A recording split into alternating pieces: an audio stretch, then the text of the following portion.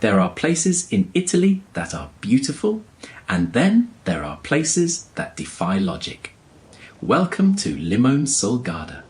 For centuries, this village, clinging to the vertical rock face of the Brescia shore, was a world unto itself. To the east, the vast waters of Lake Garda; to the west, an impenetrable wall of mountains.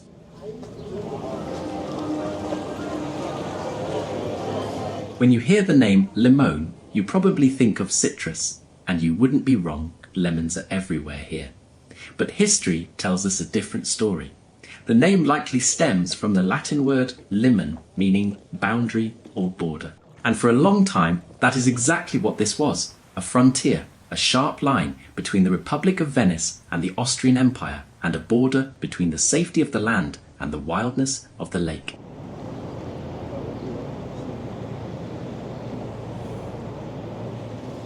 It is hard to imagine today as we walk through these lively streets, but until 1932, Limone was one of the most isolated villages in Europe. There were no roads, no cars. To get here, you had to cross the mountains on foot or arrive by boat. It was a fishing village frozen in time, until the engineering marvel of the Gardasana Occidentale Road finally blasted through the rock, connecting Limone to the rest of the world and changing its destiny forever.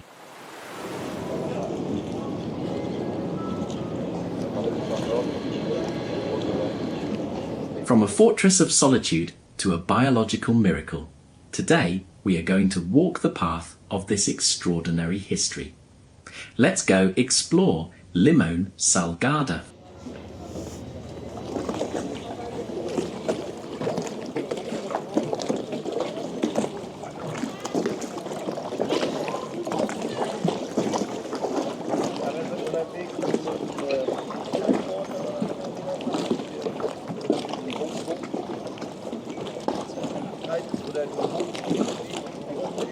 To understand Limone, you have to understand where we are standing. We are on the western bank of Lake Garda, in the province of Brescia, Lombardy. But looking around, you might feel like you are much further south, perhaps on the Amalfi Coast or in Sicily.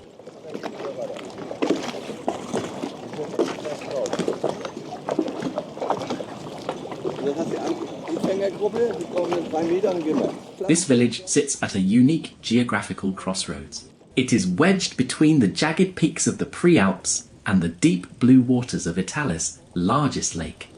It is this dramatic contrast, the vertical rock against the calm water, that makes Limone one of the most photographed and visited villages on the entire lake. It is often called the Pearl of Lake Garda, and as we look at the way the light hits these pastel-coloured houses, it is easy to see why.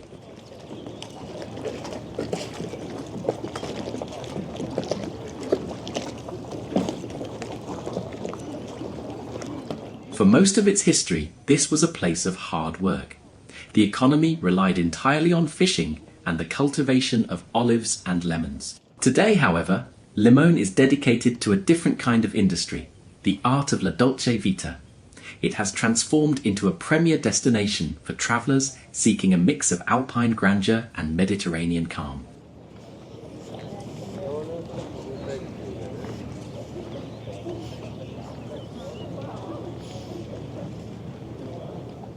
People come here from all over the world, not just to see a place, but to feel a certain way. There is a slowness here, a rhythm dictated by the lake.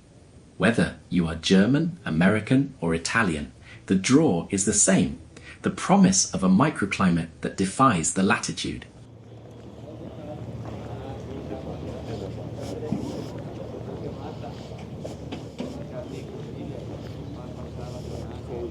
Thanks to the protection of the mountains, Limone enjoys mild winters and warm, breezy summers. This allows Mediterranean vegetation to thrive at the foot of the Alps. You will see agave, oleanders, palms, and centuries-old olive trees growing side by side. It is a botanical paradox that gives the village its lush, hanging garden appearance.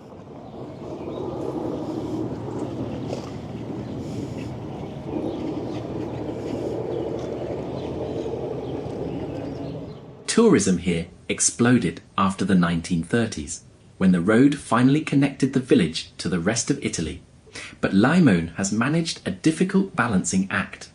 It accommodates thousands of visitors while retaining the soul of a small fishing hamlet. The architecture remains low and traditional stone walls, terracotta roofs and balconies overflowing with bougainvillea.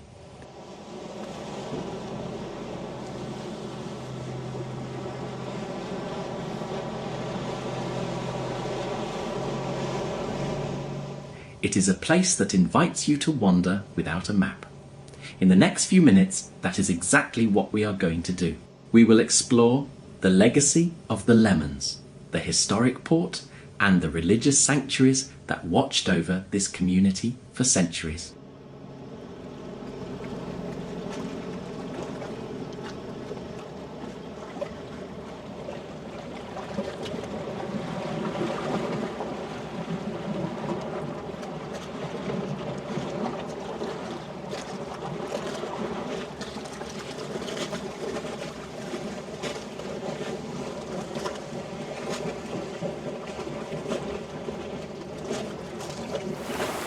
As we continue our walk, we arrive at the heartbeat of modern Limone, the Porto Nuovo, or New Port. If the mountains are the walls of this village, this port is its front door. For centuries, the lake was the only highway Limone had.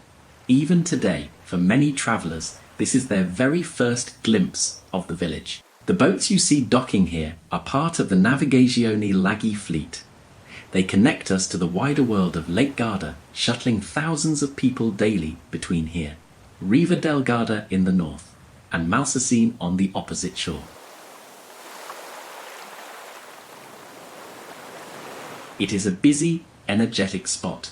The ferry to Malsacene takes only about 20 minutes from here, and it is a vital link connecting the Lombardy region, where we stand, to the Veneto region across the water. Watching these ferries come and go is a reminder that while Limone feels isolated, it is actually the centre of a complex network of water travel.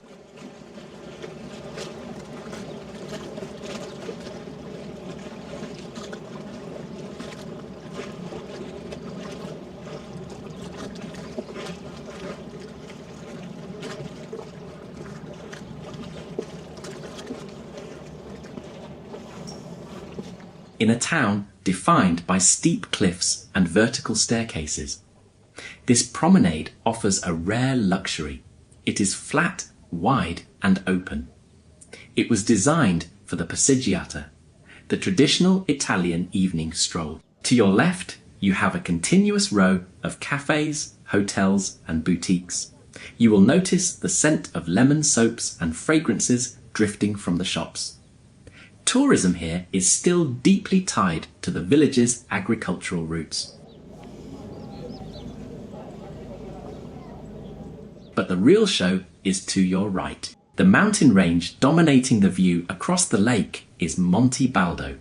It rises over 2,000 meters straight out of the water. This view, the palm trees in the foreground and the snow-capped peaks in the background, is the signature image of Limone. It is the perfect place to slow down, listen to the water lapping against the stone walls, and just watch the world go by.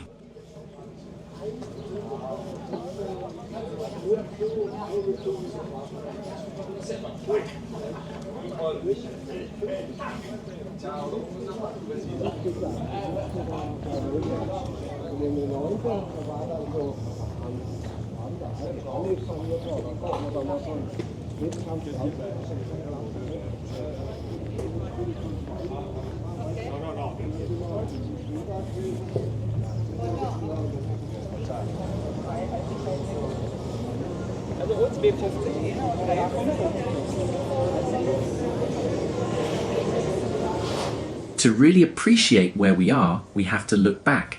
For thousands of years, this strip of land was more of a fortress than a village. We know that people have lived here since the Neolithic age, and the Romans passed through. But for centuries, Limone was defined by one single word, lemon.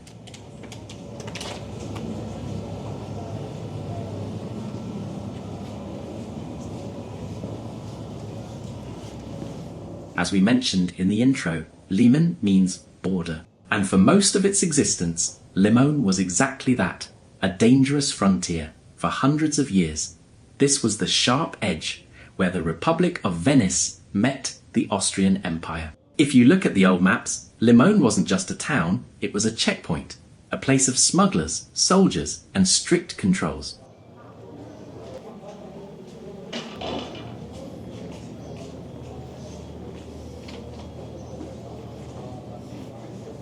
The golden age of the village began in the 15th century when it came under the rule of the Serenissima, the Republic of Venice.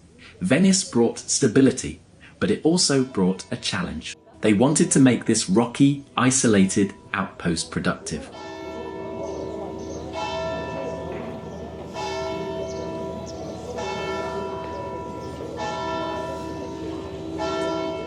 This brings us to the most defining chapter of Limone's history, the lemons. Now, growing citrus at this latitude, 46 degrees north, is technically impossible. It is too cold in the winter. But the people here, possibly taught by Franciscan monks in the 13th or 14th century, refused to accept that geography was destiny.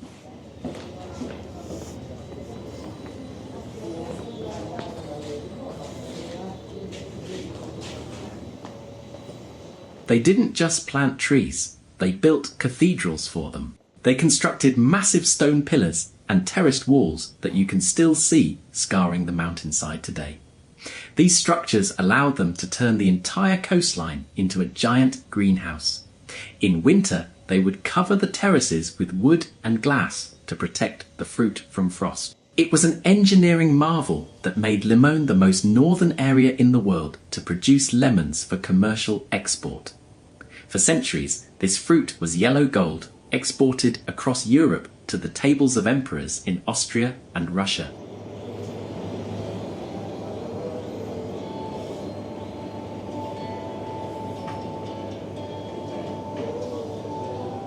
But the 20th century changed everything. The World Wars hit this area hard. During the First World War, Limone was right on the front line between the Kingdom of Italy and the Austro-Hungarian Empire. The village was evacuated and bombed, and the lemon industry collapsed under the weight of lower prices from the south and the destruction of war.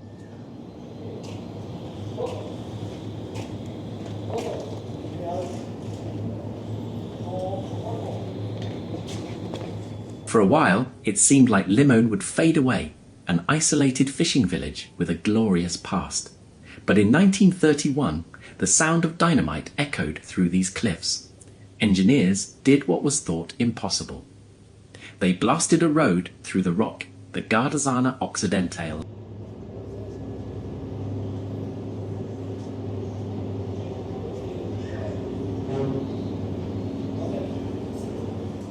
When that road opened in 1932, it didn't just bring cars, it brought the world. The fishermen turned their homes into hotels. The farmers became tour guides, and the border town became the destination we see today.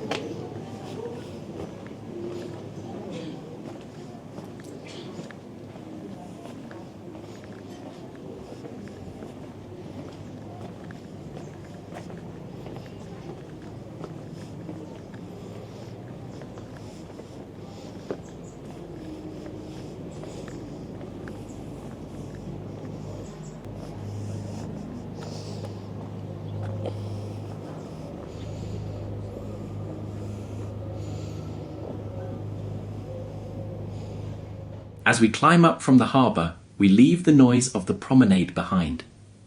Our destination is the spiritual anchor of the village, the parish church of San Benedetto. It sits on a panoramic terrace overlooking the lake, a position that wasn't chosen by accident. There has been a place of worship on this specific spot since the 11th century, likely built on the ruins of an ancient Roman temple. However, the building we see today is a little more recent. It was completely rebuilt in 1691 by the architect Andrea Pernis from Como to accommodate the growing population of the village.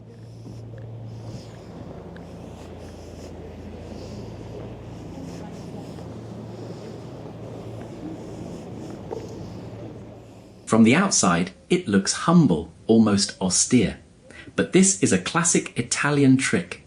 The simplicity of the exterior is meant to prepare you for the richness inside.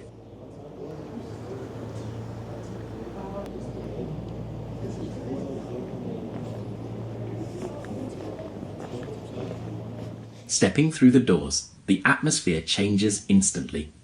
We are surrounded by the drama of the Baroque. The single nave is lined with 4 marble altars, but your eye is immediately drawn to the high altar. It is a masterpiece created in 1724 by Cristoforo Benedetti, a sculptor from the nearby Trentino region.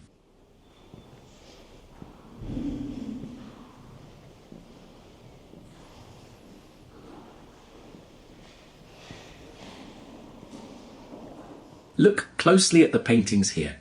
The church is a small art gallery in its own right. Above the main altar, you have the Deposition of Jesus, painted in 1547 by the Veronese master Battista d'Angolo, known as Il Moro.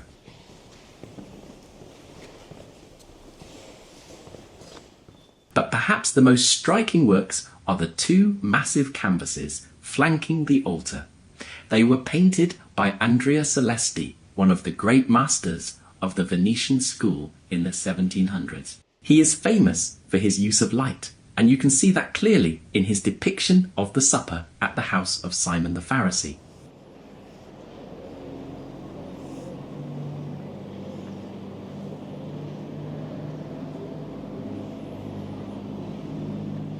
Before we leave, there is one more detail to notice. This church holds a special place in history because it is where Saint Daniele Comboni was baptized. Born here in Limone in 1831, he went on to become a bishop and one of the most significant missionaries in the history of Africa, canonized as a saint in 2003. It is a quiet place, cool and silent, a perfect reminder of the deep spiritual roots that held this community together long before the tourists arrived.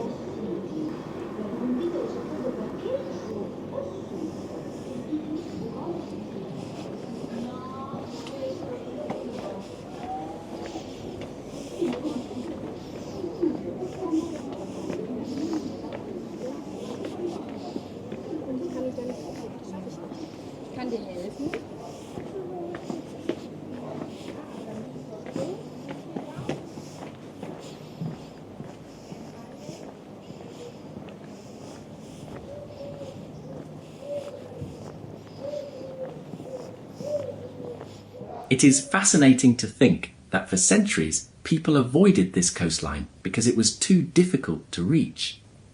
Today, however, they come because of that very landscape.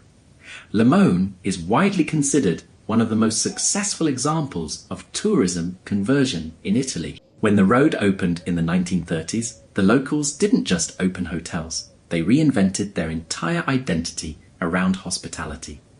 Today, this village of just over 1,000 residents hosts more than 1 million visitors every year, making it one of the most popular destinations on Lake Garda.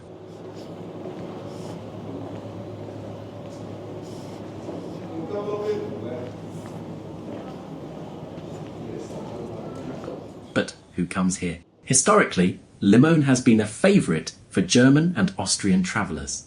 It is close to the border and the Alpine connection is strong. But in the last decade, the secret has definitely spread. You will now hear English, Dutch and French spoken, just as often. It has become a truly international village.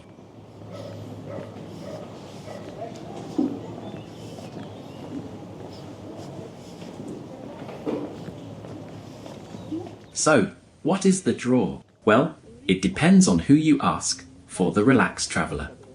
It is about the dolce vita.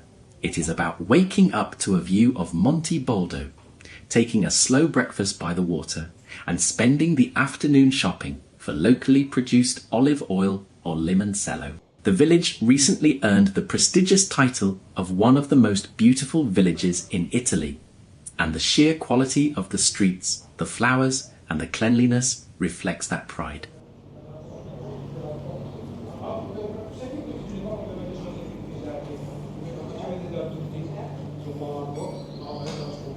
For the active traveller, however, Limone is a playground. The lake here is famous for sailing and windsurfing because of the reliable winds that funnel through the valley.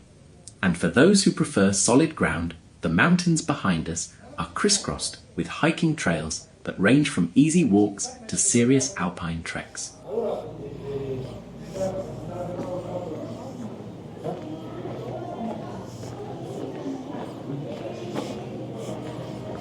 The seasons dictate the rhythm here. July and August are the peak. The village is buzzing, the beaches are full, and the energy is high. But if you talk to the locals, they will tell you the magic time is actually the shoulder season. May or October. That is when the air is clear, the water is still calm, but the crowds have thinned out, letting the true, quiet soul of the village surface again.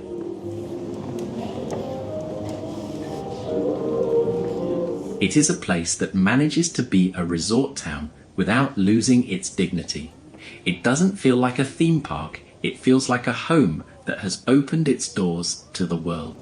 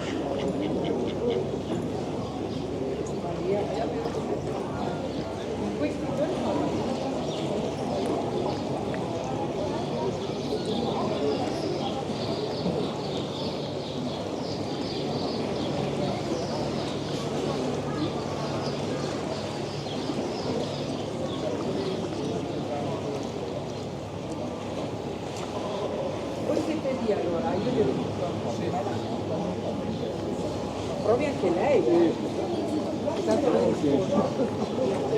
Grazie.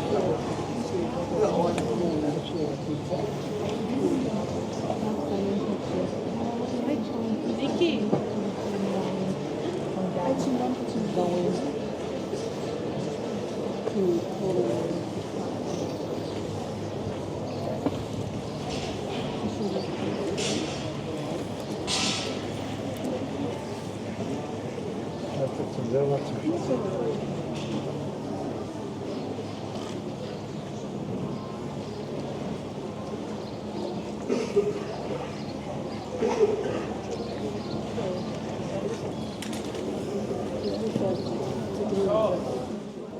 If the new port is the front door of Limone, then this, the Porto Vecchio, or Old Port, is its heart.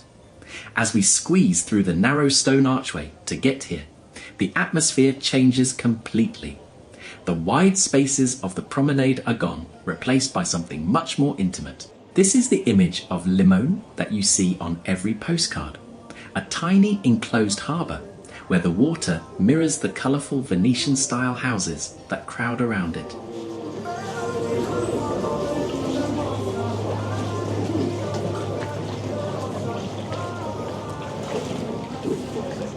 For centuries, this wasn't a place for tourists to sip cappuccino. It was a working hub. This small basin was filled with fishing boats, the barche da pesca, which were the livelihood of the village long before the lemons or the hotels. The fishermen would haul their nets here at dawn in the shadow of the mountains.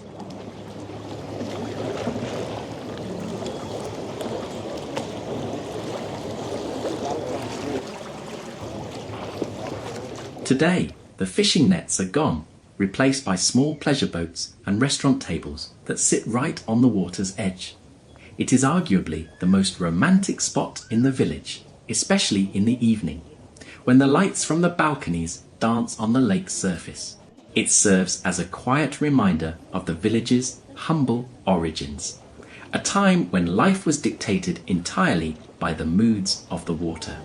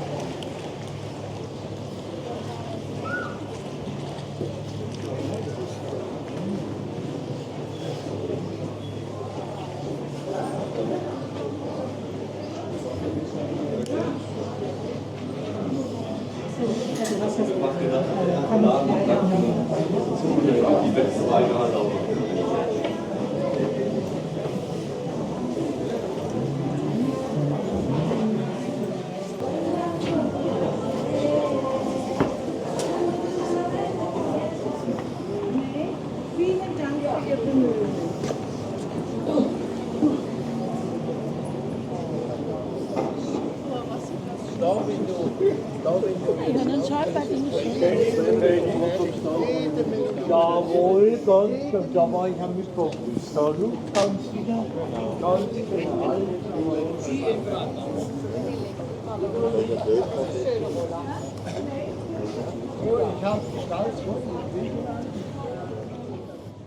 As we make our way up these narrow cobblestone streets, climbing higher towards the edge of the village, it is the perfect moment to talk about the two things that truly define Limone. If you look at the landscape here, you realize something immediately. Humans were not supposed to build here. The cliffs are too steep and the space is too narrow. Yet, Limone is famous precisely because its people refuse to listen to nature.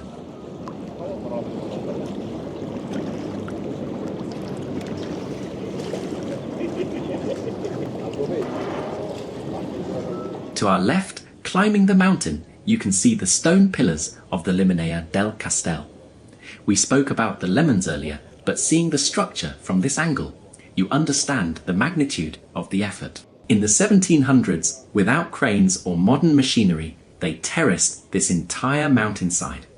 They moved tons of earth by hand to create those gardens. It was the engineering marvel of the 18th century, a way to conquer the rock to grow fruit.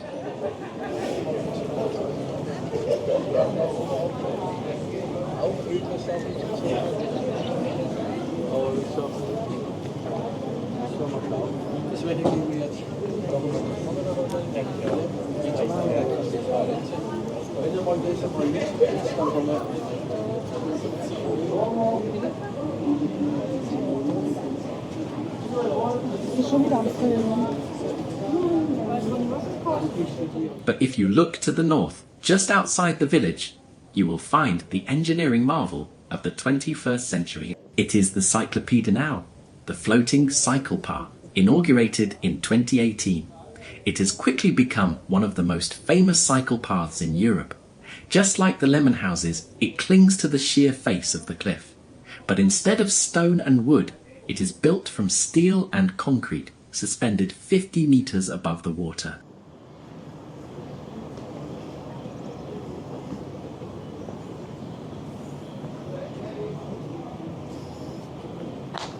It stretches for about 2.5 kilometers, literally hanging over the lake. Walking or cycling there feels like flying. It is part of a massive project called Garda by Bike, which aims to eventually connect the entire lake. It is a poetic contrast, isn't it? The lemon houses were built to survive, to produce food in a hostile environment. The cycle path was built to enjoy, to admire the beauty of that same environment. One represents the hard work of the past, the other the leisure of the present. But both prove the same thing, the stubborn, incredible will of the people of Limone to live on the edge. If you are willing to climb just a little bit more, you will find one of the most beloved spots in the entire village.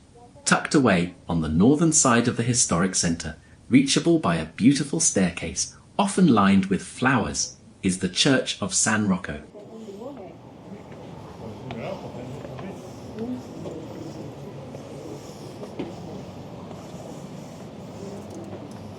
This small church is much more than just a pretty building. It is a thank you note carved in stone. It was built in the mid-16th century by the people of Limone. During those years, northern Italy was devastated by the plague. When the epidemic finally passed, the survivors built this chapel and dedicated it to Saint Roch, the patron saint who protects against contagious diseases. For centuries, this was where the villagers came to pray for health and protection.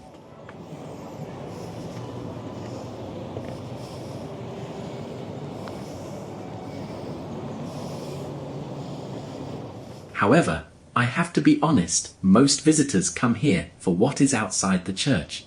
Because of its position high up on the rocks, the small terrace in front of San Rocco offers one of the most spectacular views of Limone. From here, you can see the rooftops, the old harbour, and the endless blue of the lake all in one frame.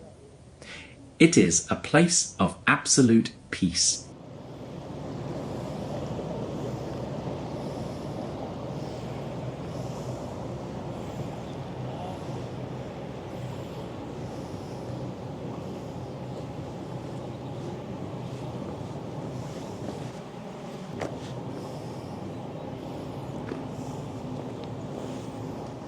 The church is simple, almost hidden.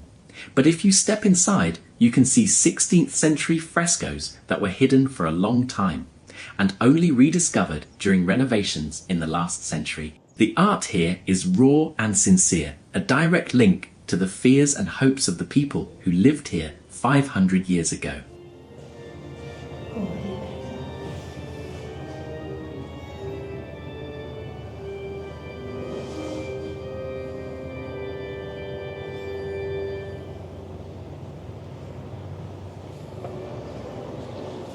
And so, our journey through Limone's Garda comes to an end here, overlooking the rooftops and the water. We have walked from the busy docks where the ferries arrive through the history of the lemon groves that defied nature and up to the quiet sanctuary of San Rocco. We have seen a village that was once a fortress of solitude transform into a welcoming home for the world. Whether you come here for the history, the elixir of life, or simply to sit by the lake and do absolutely nothing, Limone leaves a mark on you It is a reminder that beauty often comes from the most difficult landscapes. Thank you for walking with me today. If you enjoyed this tour and want to explore more hidden corners of Italy and the world, please take a moment to hit that like button. It truly helps the channel. And if you haven't already, subscribe so we can take you on our next adventure